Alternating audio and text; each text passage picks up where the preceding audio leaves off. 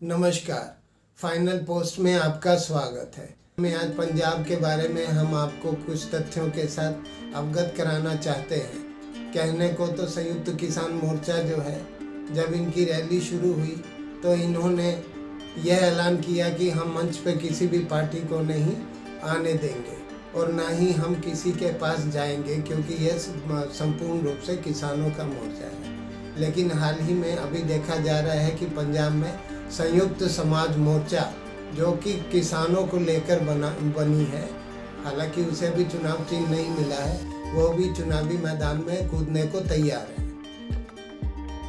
परंतु यह एक जो है स्थिति यह भी देखनी होगी कि जो संयुक्त समाज मोर्चा से संयुक्त किसान मोर्चा ने अपने को अलग कर लिया है। उनका कहना है कि संयुक्त समाज मोर्चा में जो किसान हैं और जो चुनाव लड़ने के लिए अपनी पार्टी बना रहे हैं, उनसे हमारा कोई मतलब नहीं। इसी क्रम में आज आप पार्टी द्वारा वहाँ के मुख्यमंत्री का चेहरा भगवंत मान को बनाया गया। चूँकि केजरीवाल जी की जो राजनीति है वह शुरू से झूठ पर ही टिकी हुई है। आज तक जहाँ तक मेरी जानकारी है, इतना झूठ शायद इतने कम समय में किसी ने नहीं बोला। हाल ही में इनका एक झूठ और अभी देखा गया कि हम 2 दिन पहले ये ऐलान किया गया, तकरीबन 5 दिन पहले कि पहले हम जो है अपने वोटरों का जो है रुझान प्राप्त करने की कोशिश करेंगे। हम उनसे जो है सुझाव मांगेंगे कि हमारे पार्टी का कौन सा मुख्यमंत्री अच्छा होगा, और जो भी जनता चुनेगी, वोट करेगी, उसको जो हमारे भगवत मान है वो खुद जाके उनको लेके आएंगे और उनको हम मुख्यमंत्री बनाएंगे। तो यह एक जो है वोटरों को बेवकूफ़ समझना और खुद को इतना तेज समझना कि आने वाली जो जनता है जो वोट करने के लिए आगे आने वाली है, क्या उसे ये बातें समझ नहीं आती। और फिर आज ये कहना कि 93% वोटिंग भगवत मान के फेवर में की गई है, सिर्फ 3.5% वोटिंग सिद्धू के लिए की गई है। तो हम ये पूछना चाहते हैं, क्या मैदान में सिर्फ 2 ही पार्टियां हैं? क्या शिरोमणि अकाली दल, बादल गुट वो नहीं लड़ रहे चुनाव? पूर्व जो मुख्यमंत्री हैं कैप्टन अमरिंदर सिंह, जिनको अलग पार्टी बनाने के साथ ही उनके जो चुनाव चिन्ह जो है हॉकी और बॉल को मान्यता दे दी गई है, या जैसे बीजेपी है। हालांकि वो बात अलग है कि आज की डेट में बीजेपी और जो अमरिंदर सिंह जी की पार्टी है उसका कोई जनाधार नहीं है। किंतु इसका मतलब यह नहीं कि यह कह देना कि सिर्फ 2 ही पार्टियां हैं। उसमें भी जो है सिद्धू का नाम लेना, उसका कारण ये है कि पहले केजरीवाल जी द्वारा ये कहा गया कि जो मुख्यमंत्री होगा उसको वो हम दलित चेहरा होगा। उसका मुख्य कारण ये था कि 2017 में जब ये चुनाव जीत के आए तो मालवा क्षेत्र से, जहाँ पे ज़्यादातर ओबीसी है, वहाँ से इन्होंने ज़्यादा सीटें जीती। अब इनको ये लगता है कि अगर हम सीधे कह देंगे कि हम जाट सिख को लेके आ रहे हैं, हालांकि जो इतिहास रहा है पंजाब का, वहाँ अभी तक जो भी मुख्यमंत्री रहा वो जाट सिख समुदाय का ही रहा। और बाद में जो है अचानक से कांग्रेस द्वारा एक दलित को आगे ला के, चन्नी जी को आगे लाया गया, जिन पे ऑलरेडी पहले बहुत गंभीर आरोप लग चुके हैं मीटू के कार्यकाल में। और उस टाइम कैप्टन अमरिंदर द्वारा ही उनको क्लीन चिट दे दी गई। अभी जिस तरह यूपी में बीजेपी और एसपी का माहौल देखा जा रहा है, इसी तरह पंजाब में जो है कांग्रेस और आप पार्टी का रुझान देखा जा रहा है। वहाँ पे जो वोटरों की राय शुमारी की गई तो उसमें यह बात निकल कर आए कि कैप्टन अमरिंदर सिंह जो 4.5 साल रहे, उनके कार्यकाल में जो काम हुए या जो नहीं हुए या जो जनता तक नहीं पहुँचे, उस सब को ऊपर जो चन्नी मुख्यमंत्री हैं अभी फ़िलहाल पंजाब के, उनके जो है करीब 2 महीने का कार्यकाल भारी पड़ रहा है, क्योंकि वो रोज़ नई नई योजनाएं लेके आए और इस पंजाब के जो दलित बहुल क्षेत्र है उसमें एक उन्होंने अपनी अलग से पहचान बनाई।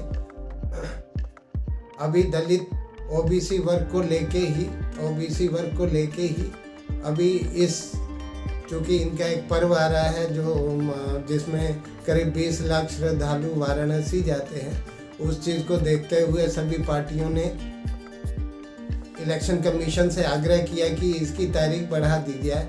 इसीलिए अब ये जो चुनाव है वो 14 के बजाय 20 फरवरी को होंगे। सही बात तो ये है कि यह दलित बहुल, ओबीसी सबसे ज़्यादा है, दलित ज़्यादा है। तो यहाँ पर क्या है कि जो कांशीराम जैसे जो व्यक्ति थे उनका कहिए एक तरह से कहिए जन्म यहीं से हुआ, उन्होंने पार्टी यहीं बनाई, लेकिन उनको जनाधार यहाँ नहीं मिला और उनको जो जनाधार मिला ओबीसी का वो यूपी में जाके मिला। तो कहने का तात्पर्य ये है कि करीब 32% ओबीसी और दलित वर्ग है। तो उनको देखते हुए, उनकी जो जनाधार को देखते हुए, उनके परसेंटेज को देखते हुए सभी पार्टियों द्वारा इलेक्शन कमीशन से ये कहा गया कि इनको इस डेट को बदल दिया जाए। तो इसी के मद्देनज़र जो है ये डेट 14 से 20 फरवरी कर दी गई। अब जहाँ तक अन्य पार्टियों का सवाल है तो पंजाब या कोई भी हम अभी क्षेत्र देखें, खास करके पंजाब में जो जितना बड़ा लॉलीपॉप दे रहा है चुनावी वादों के, वो उतनी ज़्यादा पब्लिसिटी पा रहा है और कहीं ना कहीं लगता है कि आप पार्टी इसमें आगे निकल गई है। चाहे वो रोजगार से जुड़ा मुद्दा हो, चाहे नशा मुक्ति से जुड़ा मुद्दा हो, चाहे वो आंतरिक सुरक्षा से जुड़ा मामला हो, तो हर मुद्दे पे या शिक्षा की बात कहें या मोहल्ला क्लिनिक खोलने की बात कहें, तो इन मुद्दों को लेकर आप पार्टी ने हर एक वोटर को एक तरह से प्रत्यक्ष रूप में अप्रोच करने की कोशिश की है। हालांकि अभी इलेक्शन कमीशन के दबाव के कारण जो ये डोर टू डोर कैंपेनिंग और जो रैलियों पे जो है कोरोना की वजह से जो रोक लगा दी गई, तो अब वर्चुअल सारी पब्लिसिटी हो रही है। तो वर्चुअली भी इन्होंने कहीं ना कहीं जनमानस के मन को छूने की कोशिश की है। तो जो पंजाब में खास करके ये देखा जा रहा है कि जो जितना बड़ा लॉलीपॉप दे रहा है चुनावी वादों का, उस तरफ रुझान ज़्यादा हो रहा है। अभी केजरीवाल जी के हिसाब से तो 93% उनको वोट मिले हैं, भगवत मान को सब पसंद कर रहे हैं। तो क्या सारे वोटर उन्हीं की तरफ जाएंगे क्या, और अन्य पार्टियों की तरफ किसी का रुझान ही नहीं है? तो इन चीज़ों को समझना पड़ेगा कि किस तरह झूठ बोलकर और चुनावी स्टंट करके केजरीवाल अपने आप को आगे एक्सपोज कर रहे हैं। उस एक्सपोज करने के मेन 2 मुख्य कारण थे। पहली बात ये कि इनके द्वारा शुरू में कहा गया हम दलित चेहरा देंगे मुख्यमंत्री के लिए, उससे लोगों का ध्यान हटाना, और दूसरी बात ये जो शराब को लेकर जो कई बार भगवत मान पे जो आरोप लगे, उसको कहीं ना कहीं